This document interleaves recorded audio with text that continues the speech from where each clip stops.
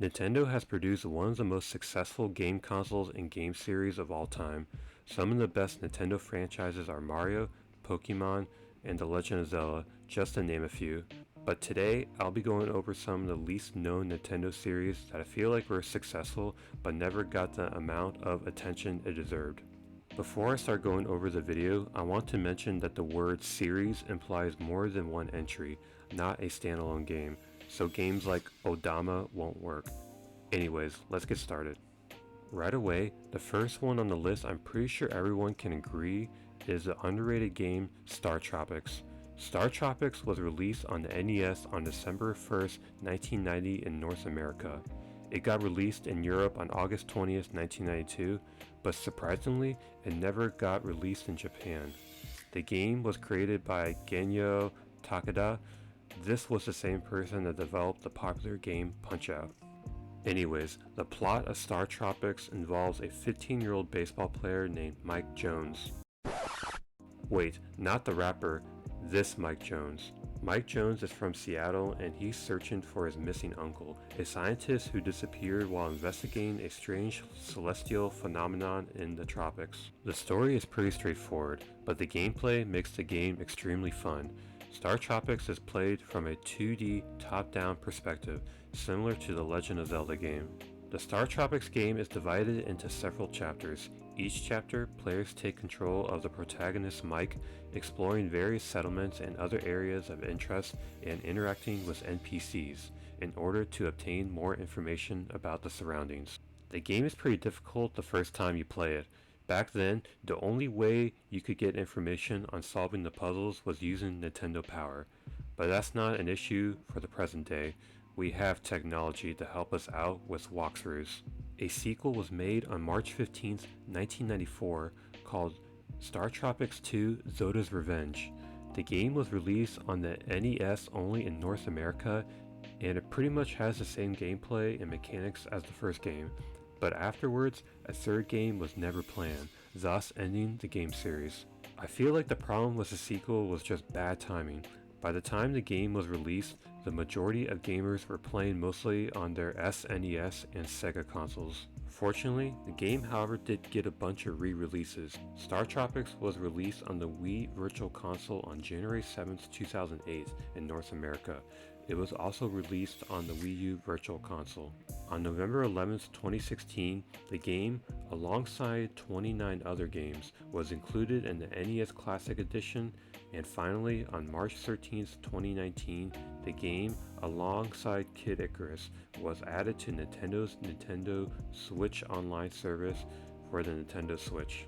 The next series I want to briefly go over is Endless Ocean.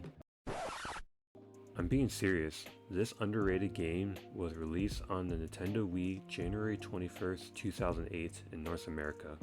The plot of the game centers around the scuba diver exploring the Manorai Sea, a fictional setting in the South Pacific in search of sea life and sunken treasure, under the guidance of an assistant named Catherine Sunday.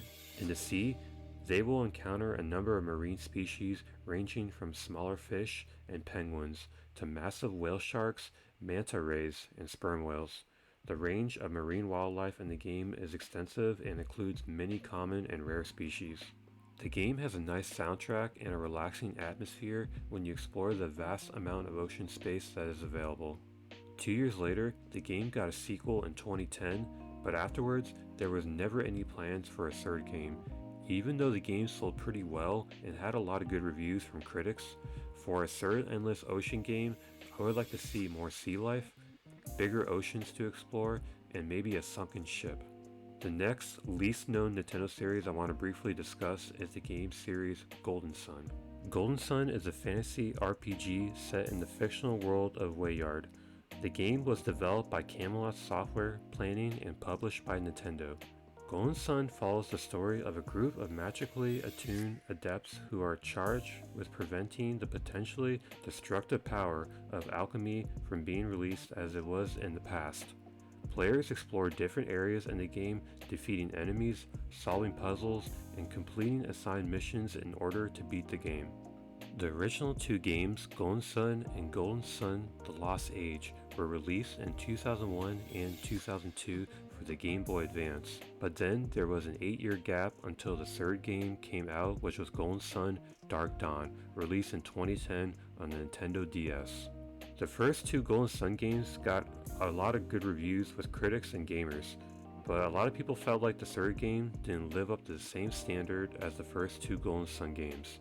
As of right now, there is no plans on a fourth game, thus ending the Golden Sun series. The last least known game series I want to go over is FZero. Okay, hear me out. The FZero game first made its appearance in Japan in 1990 and later on in America in 1991 on the SNES. The series is known for its high-speed racing, characters, crazy maps, difficult gameplay, and original music, as well as pushing technological limits to be one of the fastest racing games.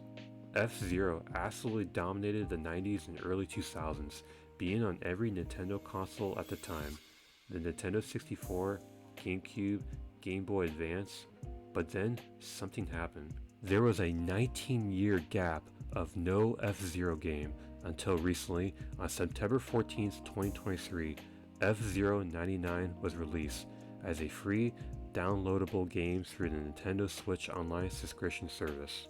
Based on the 1990 SNES title FZero, gameplay is adjusted into a battle royale format by allowing the player to compete with up to 98 other online players.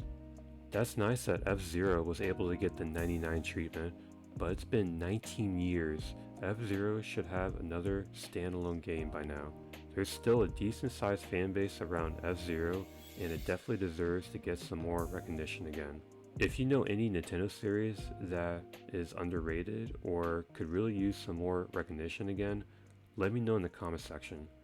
As always, thanks for watching.